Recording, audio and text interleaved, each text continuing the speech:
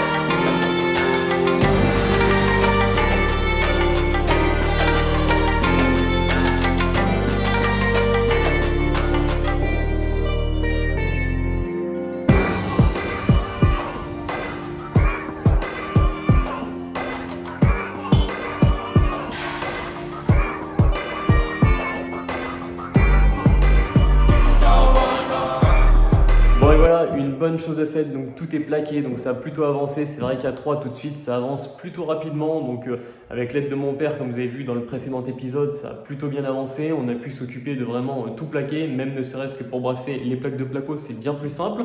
Ma copine, tant qu'elle, elle s'est occupée donc de tout détapisser. Alors elle n'a pas pu tout détapisser car notre enrouleur n'arrêtait pas de sauter. Le problème c'est que la machine à tapisser fait tellement chauffer justement le rouleur qu'il a tendance à surchauffer et à sauter. Donc il disjoncte et il faut le rallumer quotidiennement. Mais bon, donc on n'a pas pu terminer. Néanmoins, du coup, je le terminerai tranquillement, donc je pense demain pour pouvoir le fibrer assez rapidement, pouvoir m'occuper des bandes, peinture, etc. Donc boulot après assez classique et puis installation de la nouvelle cuisine. Donc une cuisine qui va être sûrement la plus grande cuisine que j'ai pu poser là dans mes appartements. Elle va être un petit peu plus grande, donc je rajoute un peu plus d'éléments.